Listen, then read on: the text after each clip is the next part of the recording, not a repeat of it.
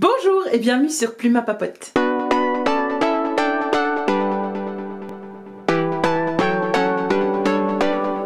Je suis ravie de vous retrouver pour cette nouvelle vidéo de budgétisation où on va s'intéresser à un budget mensuel, concrètement comment faire pour planifier son mois et dépenser sereinement son argent. Pour cette vidéo donc je vais utiliser mon propre support, donc comme vous le savez le budget perso 2022 qui est en vente sur ma boutique Etsy. Il n'est absolument pas nécessaire d'acheter ce carnet qui n'est pas très cher, mais bon je peux comprendre, hein, le but c'est de faire des économies et pas de dépenser. Donc vous n'êtes absolument pas obligé d'acheter ce budget perso. Vous pouvez tout simplement utiliser des feuilles de papier comme je vous ai expliqué dans la vidéo précédente. Et d'ailleurs n'hésitez pas à aller revoir la vidéo de la semaine passée. Avant celle-ci il y a un ordre d'organisation et donc tout sera plus clair si vous regardez. Tout sera plus clair si vous regardez d'abord la vidéo de la semaine passée. Je vous la mets dans la barre d'infos et dans la petite fiche ici. Avant d'aller plus loin dans la vidéo, j'aimerais juste vous rappeler donc qu'un budget est personnel. Moi ici je vous montre exactement ce que je fais tous les mois et comment je procède. Bien entendu, ne vous comparez pas avec moi, ne vous comparez pas votre situation financière avec la mienne, puisqu'il y a peu de chances que vous soyez dans les mêmes conditions que moi, c'est-à-dire une femme célibataire avec un seul salaire. Peut-être que vous avez d'autres rentrées d'argent, peut-être que votre salaire est plus important, moins important que le mien. On a tous donc des choses différentes, des réalités différentes. Et bien entendu, ce que moi je décide de faire avec mon argent m'est vraiment personnel. En fait le but de cette vidéo et le but de budgétiser, de la budgétisation, c'est de voir un petit peu ce qui est important pour vous, point de vue de vos valeurs, point de vue de vos rêves, de vos objectifs et comment les réaliser financièrement ou comment votre argent va pouvoir vous aider à accomplir ces objectifs, que ce soit par exemple l'achat d'une maison, l'achat d'une voiture, partir en vacances, faire un beau voyage en famille, etc., etc., etc. Ou ça peut être des choses beaucoup plus concrètes. Malheureusement, je sais que pour certaines personnes, financièrement c'est très compliqué et donc voilà, une situation n'est pas l'autre. Donc regardez la vidéo en vous inspirant de la méthode, certes, mais donc ne comparez pas ce que je fais moi avec ce que vous faites vous.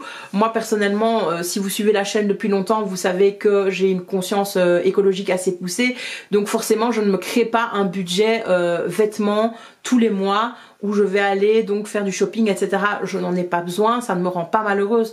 Mais peut-être que pour vous, c'est quelque chose qui est absolument nécessaire et donc il va falloir envisager dans votre budget. Ça, c'est tout simplement un petit exemple de choses qu'on ne peut pas comparer.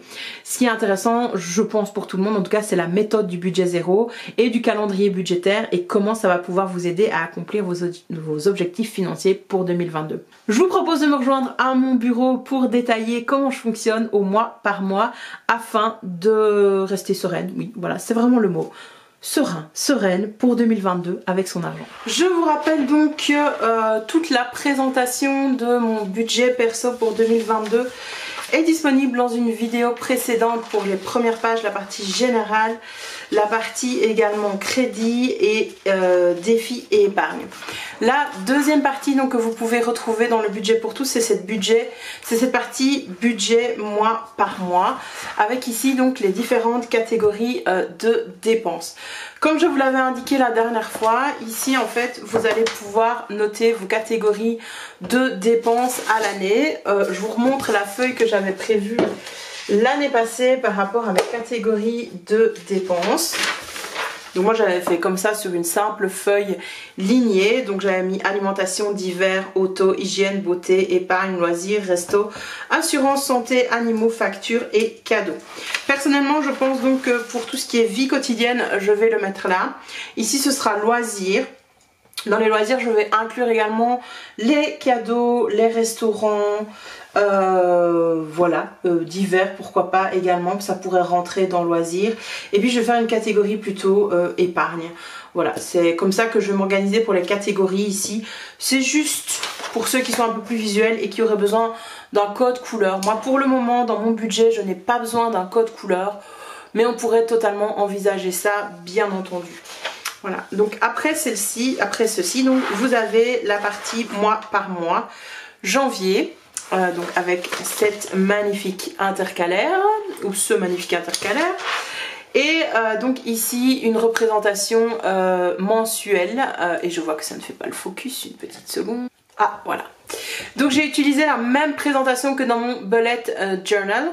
Donc c'est linéaire comme vous pouvez le voir et vous avez donc les jours en face des dates tout simplement. Donc moi ce que j'aime bien faire c'est rediviser. Et j'aurais pu déjà le faire, mais écoutez, vous pouvez le faire très facilement si vous en avez besoin. Et à vous de voir également quand est-ce que vous commencez votre semaine, tout simplement. Donc, si je planifie très rapidement mon mois de janvier, je vais avoir 1, 2, 3, 4 semaines avec donc le salaire du mois de janvier à planifier. Donc moi j'aime bien noter quand tombe mon salaire. Ici il va clairement tomber en janvier, en décembre, le 30 décembre. Donc c'est le jour précédent c'est le dernier jour ouvrable du mois où il tombe. Et donc cette semaine-là, elle fera encore partie, ces 2 jours-là feront encore partie du mois de décembre pour moi. Donc je vais inscrire ici en fait toutes les factures qui tombent de manière habituelle. Alors moi clairement il y a l'emprunt de la maison, il y a les frais bancaires, l'emprunt, etc. Donc vous notez en fait quand tombent vos factures. Si aux environs du 18, j'ai l'électricité par exemple. Donc voilà, c'est le moment également où vous reprenez votre page annuelle dont je vous avais parlé dans la précédente vidéo pour entrevoir un petit peu tout ce que vous devez prévoir ici. Donc moi j'ai 1, 2, 3 factures en plus de mes factures mensuelles fixes qui vont tomber. Donc vous collez votre budget à un calendrier afin de savoir ce qui part et quand. Ça va être primordial. Ensuite, on va aller un petit peu plus en détail avec notre budget mensuel, cette page-ci. Alors, je ne vais pas déjà planifier le mois de janvier parce que je n'ai pas encore reçu ma fiche de paye du mois de décembre. Il est un peu trop tôt pour moi pour budgétiser janvier. Le budget ne sera pas juste, je vais devoir revenir dessus, etc. Donc, je vais reparcourir avec vous mon budget du mois de décembre, si vous le voulez bien. Et je ne vais rien vous cacher. Donc j'ai pris exactement la même page que j'ai imprimée pour que vous compreniez bien comment ça fonctionne.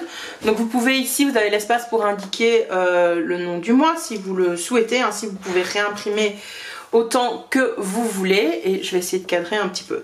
Donc on va se rapprocher un petit peu. Ici vous avez donc la case pour les revenus.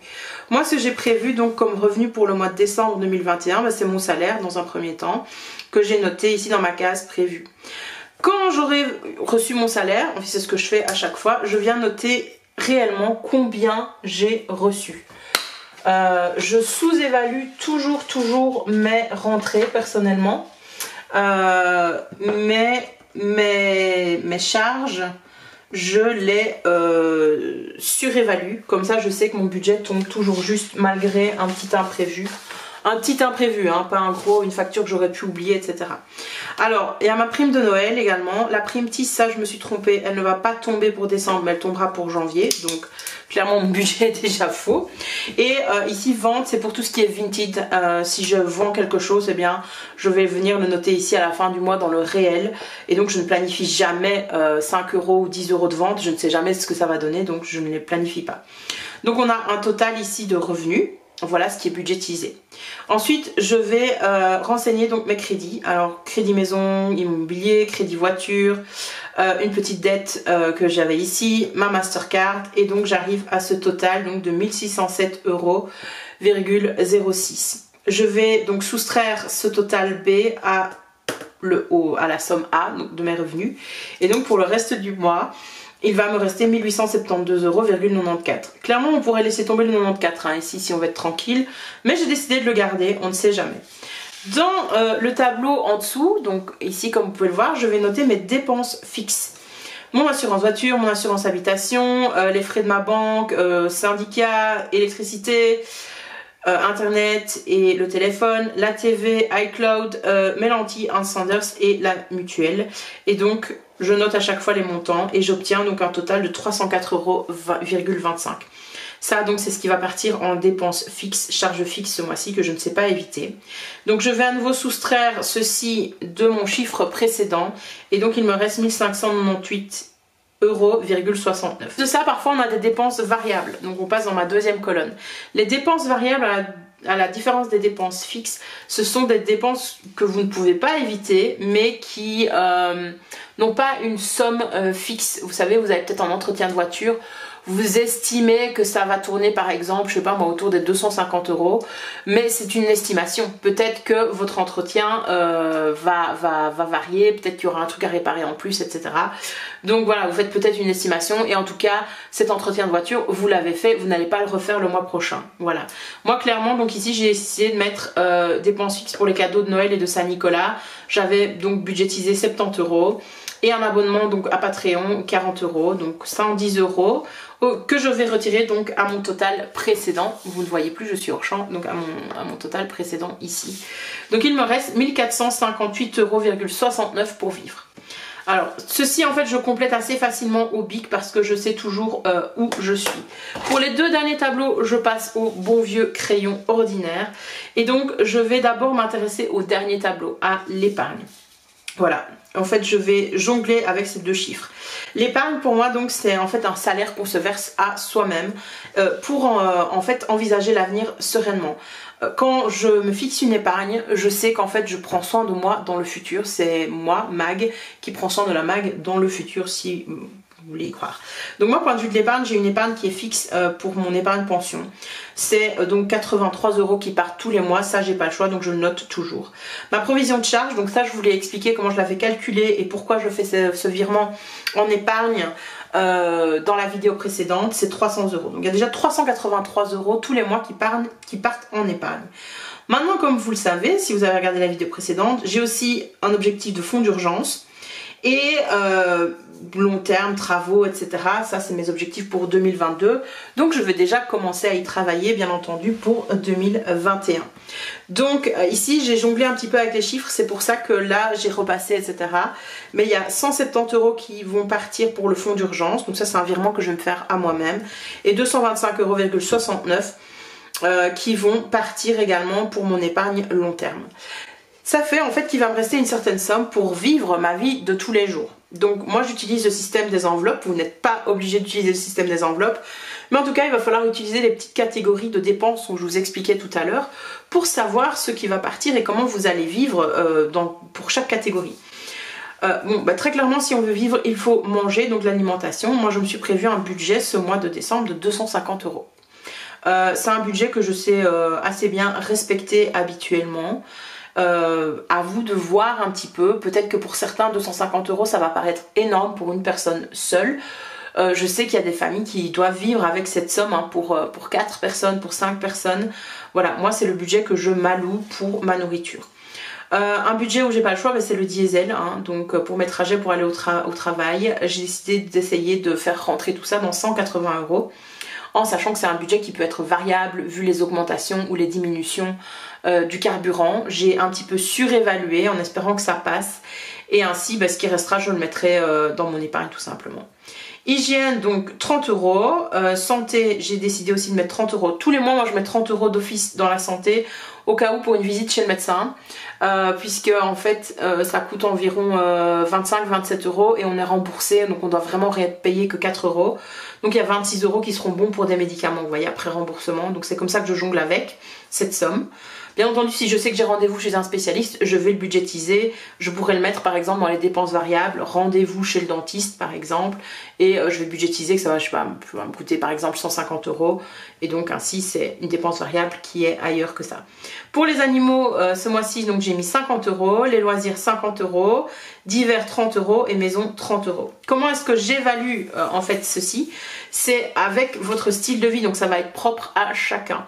Moi le premier mois où j'ai utilisé donc ce système de budgétisation, ça m'a semblé un peu compliqué de savoir combien je pouvais m'allouer, etc. Mais en fait j'avais pas le choix parce qu'il y avait plein de dépenses, des crédits, etc. qui devaient partir et donc il me restait une certaine somme et j'ai dû tout faire rentrer là-dedans. Maintenant, à vous d'évaluer un petit peu votre budget. Si vous avez l'habitude de payer par carte de banque, allez voir un petit peu les mois précédents, faites le total de combien vous avez dépensé pour votre alimentation, pour le carburant et ainsi de suite. c'est quelque chose en fait qui va évoluer de mois en mois, bien entendu. Moi le mois passé par exemple, loisirs, je n'ai rien mis. Je faisais un mois blanc, il n'y avait rien pour les loisirs, il n'y avait rien pour le d'hiver, il n'y avait rien pour la maison et les animaux tournaient autour de 20 €. Donc voilà, c'est quelque chose qui va changer au fur et à mesure. Clairement, point de vue de l'hygiène, moi le mois prochain je devrais me racheter un savon pour le corps, mais c'est tout. Donc j'aurai pas besoin de mettre 30 €. Et c'est ainsi donc que je vais jongler avec mes enveloppes. Le but du jeu en tout cas, c'est que au bout du compte, dans la dernière case du tableau, vous arriviez à 0. Et donc c'est un système de budget zéro qui a été fortement utilisé dans les années 70. Je pense que c'est apparu dans les années 60-70 dans les firmes, oui, dans les entreprises, notamment aux États-Unis, et qui permet ainsi d'ajuster un budget et de faire pas mal d'économies. Ici donc c'est un budget zéro, base zéro, appliqué à la vie courante d'une personne seule, puisque moi je vis seule, mais qui pourrait totalement s'appliquer dans la vie d'une famille, bien entendu.